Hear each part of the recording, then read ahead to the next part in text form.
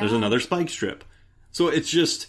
Oh, he gives this speech about, it's just, and those little touches where you bring it back really add a little bit of heart to it, I think. And that's why I think this movie is so good in the story where it's about the relationships between these people and getting through it. Whereas the other story is much, more about the military, and it's very in your face about the military, and it's less so about, there's some brutal stuff in the relationships, but this is very focused on these people. And then even at the end, when those two people come at their house, and because he shot their dad, they're waiting for him in the house. So they're trying to kill her, like his family, because he killed their family. Yeah. It's just, I don't know. But see, that just shows people care. And it shows that, like, a lot of these remakes, you could just go in and shoot. Or you could have in the beginning some guy's like, I'm really good at football. And then then he starts running with the football later on. I don't know. Then he runs away from the killer later. You're like, oh, cool. But I think they took care. They hired a really good cinematographer who took a lot of chances, made this look a lot classier than it should have. Mm-hmm. And his first choice was always Timothy Olyphant, which is pretty neat. But no, they hire good actors. Oh, my first choice would be Timothy Olyphant, too. It should be on everything. Hire good actors, get a good cinematographer. They obviously couldn't afford Roger Deakins or Tom Cruise. But there's nothing wrong with Timothy Olyphant and Maxime Alexandre. Sorry. That is Oscar winner Roger Deakins. Yeah, that's right. Thank you very much. Oh, he's so great. But what's neat, though? This movie looks really good. So that scene at the school when the principal is stabbing people with the pitchfork. Gosh. Breck Eisner was like, I don't know what to do. Like, this is a big room. It doesn't look good. It's too big in the back. We don't have enough money for lighting. Mm-hmm. So Maxime just goes, give me some plastic sheets.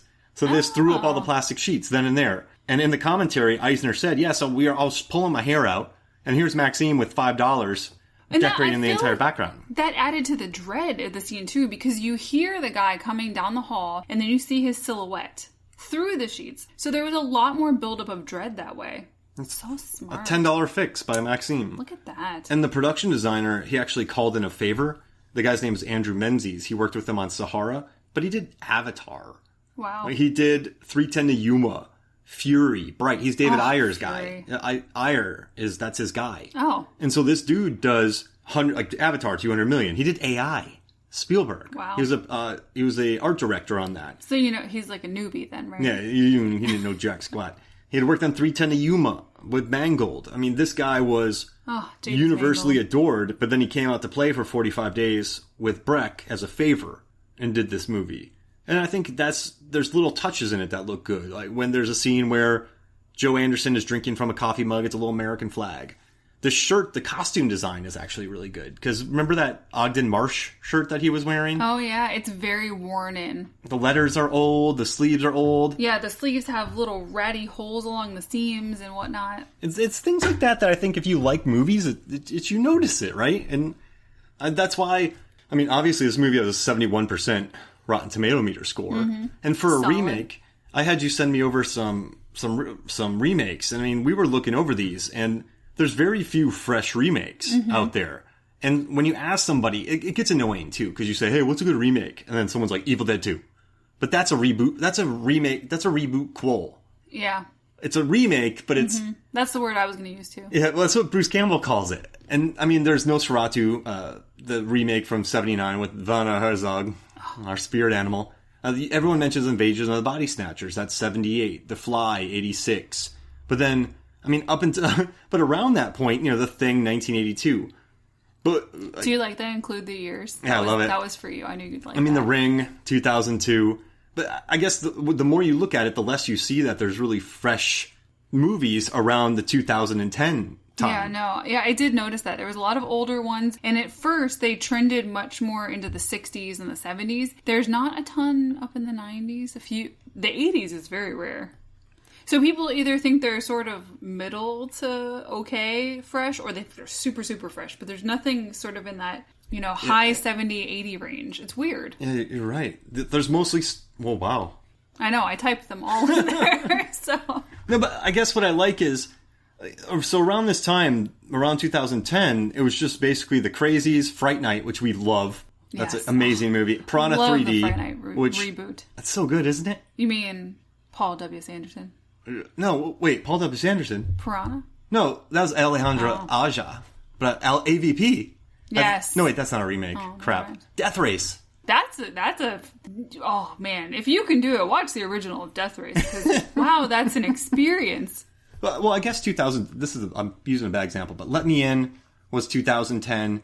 Then you had Piranha, Fright Night, The Crazies around that time. So that was actually, so even though I said that wasn't a great time, that, relatively speaking, and My Bloody Valentine 3D in 2009. So 2009 to 2011, let's say 30 remakes were released. I actually have numbers on how many horror movies were released. I did an article. I don't know where it is. There's so many. Yeah. But at least there was 5 at the time, which is rare. And you look at this list and it's very few fresh remakes. So do you expect in the upcoming years to see more and more of these remakes? Well, all right. So right now we got a Candyman remake coming out. I think people will love that. And do you expect them to keep growing in their tomato meter score to be fresher and fresher, or what do you think you'll see? Because you've analyzed this data. Well, it just came out. People love that.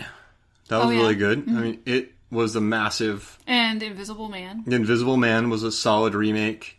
And then I think Candyman will be popular.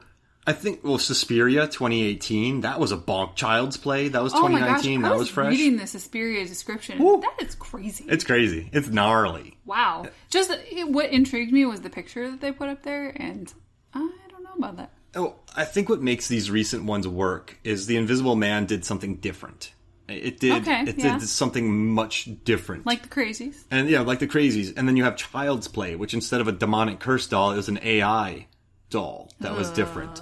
So, well, that's what they said about Suspiria as well. They really kind of did a new thing to it. But it still holds on to a lot of the weirdness. Oh, it's so weird. It's good. I can't even explain it, Meg. It's nuts. For once, so I will admit that sometimes you ask me to do research for you, and I'm a bit begrudging about it, but I'm very happy that I did this research, because it's very interesting, this remake stuff. I think it is, too, because fresh remakes. There's not all so remakes. few fresh ones. That's why I think it's worth studying. It's not a big list, yeah. No. I think it's worth studying what makes them go right and what makes them go wrong. And I looked up this massive list of all the remakes, and I kept searching for more to see if there were fresh ones, and it was very hard to find more than what was on the list here. So you did this entire list, and you only got me 30 remakes that were fresh.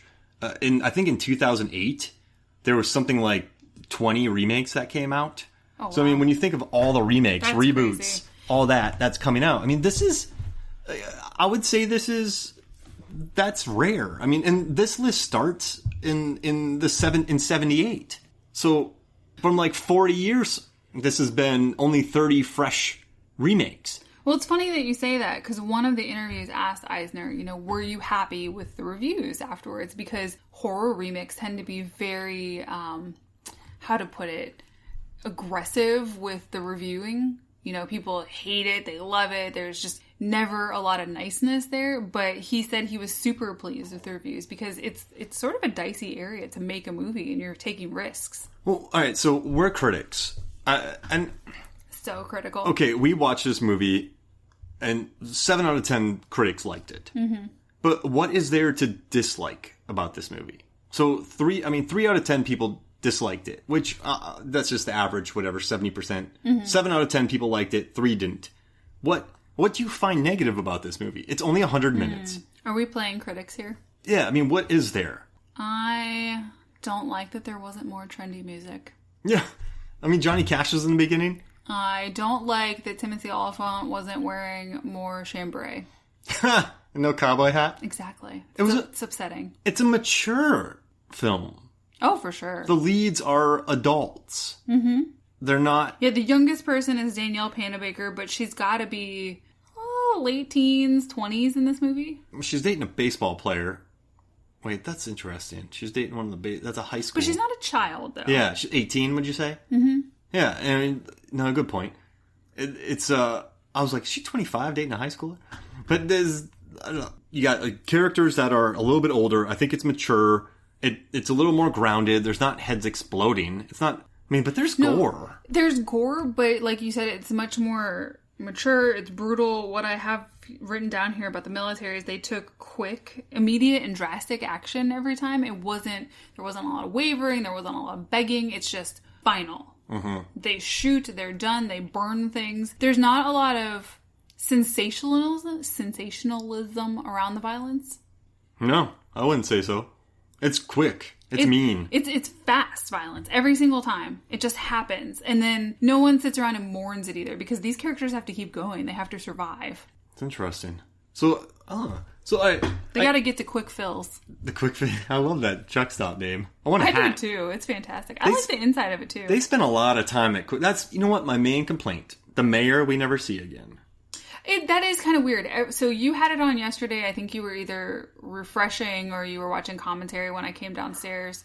And then we had it on earlier. And that scene by his pool is always so odd to me. I'm an evil mayor. Get out of here. That's my 30% I don't like about this There movie. it is. Because I'm just confused. I guess his dialogue has a point. And then I have another question after that. So the whole scene, which it's very cool that David is being edgy and he goes and turns off the water because he's making a point and he follows through on what he says to the mayor. They don't just let it go. He asks the mayor to turn off the water. The mayor says no. He turns off the water anyway. But it's so pointless in the end. Yeah.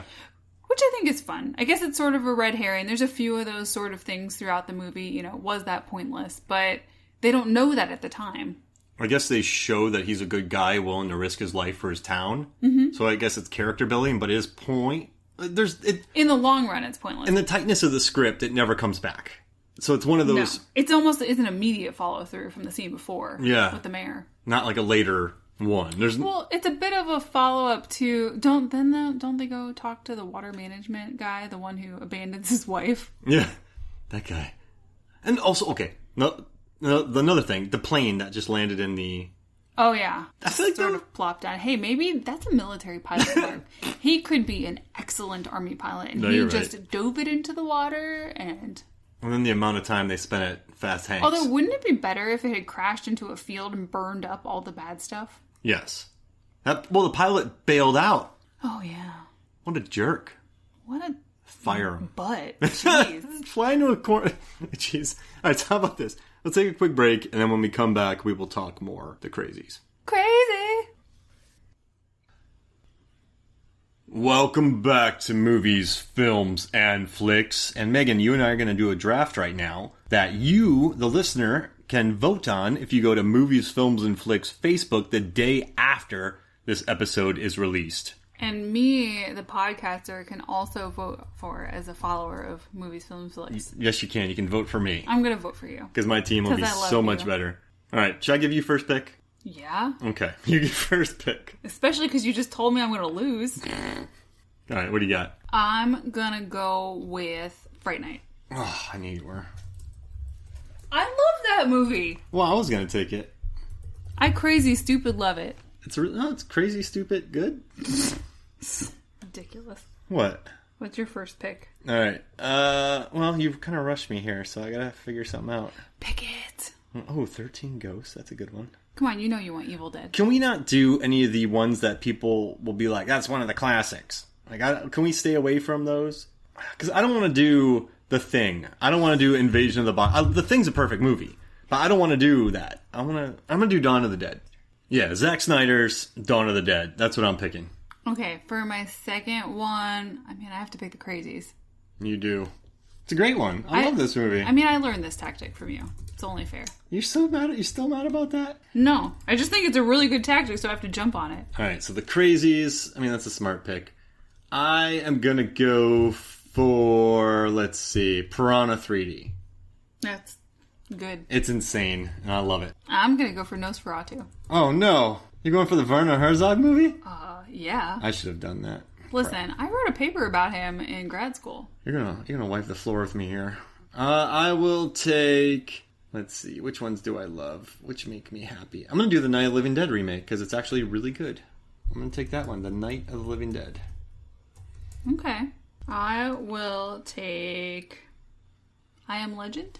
I Am Legend, alright. What is that? Well, it's Omega Man, and then there was another one before it. We'll count it. People consider it. That works well. Let's see. I'm gonna do something stupid here. I'm gonna leave out The Fly, even though it's a classic. Oh man, I like Quarantine. Ooh, I like that one too. Wait, is The Mummy 1999 a remake? Because it's technically a mummy. No, that's cheating. I'm not gonna do it. I'm just gonna stick with these horror pictures, and I'm gonna take 13 Ghosts. Oh, that's a good one. I like that movie. I know. Dang it. Listen to it on the MFF podcast. Okay, what is this? Is this 4 or 5 for me? 5.